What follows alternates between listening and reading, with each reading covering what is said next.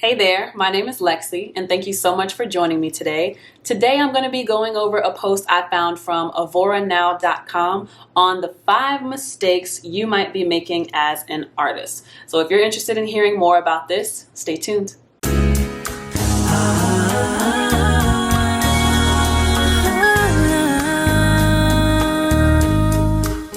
Looking at this list, I'd say they are good general points. And even though I do so much on my own, I do still make the mistake of number 2, not sending my music out to promo outlets. But let's get into more detail about all of these posts. Number 1 is not creating a disciplined daily plan to reach your career goals. When I read this one, it brings to mind a quote I always used to see, which is basically the difference between a dream and a plan is taking action. And that's exactly what I had to learn how to do in this entire journey. So I actually spent I don't know how many days, how many hours, how many weeks I took to sit down and think about, okay, who are my inspirations? What kind of things do they do that I like? And what are the things that I'm good at? What can I develop? What can I strengthen? What can I do better at with the weaknesses that I do have? What do I want to be good at? How can I build on those things? And I really just sat down one day and hammered out an entire outline of things that I'm good at and I want to build on, and things that I need to be good at that I need to build on as well. And so I would encourage you to do the same thing if you are an artist or whatever profession you do, really. Sit down and get into your mind. Actually, write it out on paper, because that's what I did. Write it out on paper, what it is you do or what you want to do, and then break it down into all the things that you know you need to be good at to make that bigger picture be successful. You have to reverse engineer your dreams or reverse engineer your goals. And what reverse engineering is, basically you start with the bigger picture and then you break it down into those little subsets, into those little tiny details, those smaller bite-sized manageable details that you can work on every week, every day, every month. You basically just want to get an idea of the big picture and plan out those little teeny details over the span of your day, over the span of your week, over the span of a month. Eventually that grows into the span of a year, and having a plan will keep you consistent. So what I did was I actually modeled my goals after how we study in school, which is we might have 8 classes or 8 subjects. I broke down I want to be good at singing with my vocal exercise. I want my physical appearance and my physical look to be A1. I want my interview skills to be dope. I want to be able to sing and dance at the same time. And little stuff like that, I really broke down and said, okay, these are the things, these are the topics, the subjects that I want to be good at. So how can I focus on these little micro things that add up to the big picture of superstar? Let me break those down even further and see how I can chisel those down into something that I can focus on once a week for at least an hour, or once a week for at least 3 hours, or you know what I mean? Just span it across those things. You have to change your mindset to think about those little victories, because honestly, thinking about the bigger picture, it will leave you overwhelmed. But if you just focus on putting points on the board every day and making small victories, small successes, small steps every day, eventually those small steps, they're still going to get you to the same space as if you took a giant leap. The main takeaway from this is you have to break down your bigger picture into smaller snapshots to make it to that big dream, to make it to that big goal. Number 2, not sending your music to promo outlets and just posting about it on social media. I used to send my singles to online blogs and different media outlets all over the internet, and I actually compiled a big list of the kinds of blogs and the kinds of vloggers and internet personalities that I could send to get my stuff out there. But I've actually gotten away from this, and I don't really remember why. I mean, it just becomes so much. As I said before, I am my own team right now. I'm still building because I haven't really found anyone who is as passionate about my success as I am. And that's a good thing, but at the same time, I need someone who wants to see me succeed, but can also kind of use my passion as a means to jumpstart themselves as well. I haven't really found that team yet, but all of that to say, I've been slacking on that. So I do actually make this mistake as an artist, but a lot goes into it. You got to research these online outlets. You got to research these personalities. You got to try to get some contact information. Sometimes there's a fee involved in submitting your music to these online reviews, and it can be a lot. But again, just as I said with breaking down your bigger picture into these smaller bite-sized pieces, you can do the same thing when it comes to sending your music to these promotional outlets. Maybe to make it a little less threatening or a little less overwhelming, maybe you can plan your promo outreach around your release. So if you have a full album or if you have an EP that you're releasing, maybe you can, up until the release date or up until maybe 2 or 3 weeks before the release date, research these different outlets, what kind of outlets are supporting the kind of genre it is that you do, and then craft a little letter, a little template that you can do where you can easily change the names of the people you're contacting, easily change the names of the actual platform you're contacting, like what the name of their show is, and you can change that out, have the name of your song in there or the name of your project, make sure you have links included, or if you want to directly put a download into the email, you can do that. Make sure you're following the guidelines of how they want the stuff submitted to them, but you can create a quick little template to introduce yourself as an artist, introduce your project or introduce your single, and then tell them how you would love for them to play your song, to play your project, include it in their show or do a review on it for you, and try to get that conversation, try to get that connection built that way with that first reach. By doing this before your release date, when it comes time, like that 2 or 3 weeks before everything goes public on these streaming sites or goes public on your website, on your store, whatever, you will have a more organized list of, okay, these are the outlets I need to hit. I already have my template. All I need to do now is sit down and dedicate 2 or 3 hours to actually sending all of this stuff out. You can also research local artist showcases, so things, little shows and showcases and performances that you can do around your city or in your state, around your region. If you're comfortable traveling a little bit, you can research those things and see how you can get involved with physically being in front of people, physically making those connections. Or you can research through Instagram is a good place of finding them, and YouTube. Find some channels, find some personalities who do music reviews. As I said earlier, you may have to pay a fee to either be included in the review or to skip the line of the review. That's just the name of the game. That's how these people pay their bills and make their money. You can submit to these online review shows, and then they will listen to your song on live and they will give their honest critique. Do they like it? Do they not like it? What is it about the song? Could they see themselves putting it in rotation on their show, or would they pass on it? And it gives you a good gauge of how people are responding to your music, because they're also going to be allowing their audience most of the time to comment on what song is playing, and the audience will also say what they think about it. So doing these online music reviews is a good way to get that quick burst, that quick exposure to people.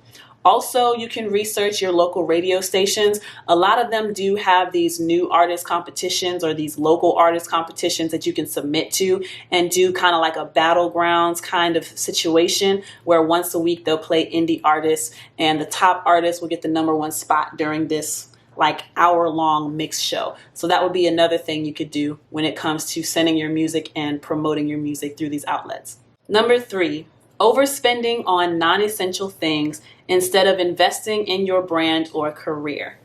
For this one, it just requires a change of your mindset. My personal example is spending years trying to figure out how to do things on my own, like my hair and my makeup, my nails, trying to figure out how to style myself. And honestly, not my hair and makeup right now. Najae Areion did my makeup for this. I literally woke up like this, y'all. I just had to share that really quickly. And she did my hair. The curls finally fell. It just looks amazing. But anyway, I'll leave her information down below. But anyway, for the longest time, I was a broke college student. Even though I had 2 jobs, I still was not making enough money to really enjoy life. So add that into the fact that it's really expensive to build up a brand and to start a business. I was sacrificing on a lot of things, and I was not enjoying luxuries. So I tried really hard to, if I could find something that I could cut out so I could put that extra money, those extra dollars towards something in my artistry, I was doing that. I stopped going to the hair salon because it costs money to get a perm and get my hair done all the time. So I decided to go natural. And then I stopped going to nail salons. My nails, they grow really well on their own anyway. If I just put in some time to do my nails myself, then I can make them pretty.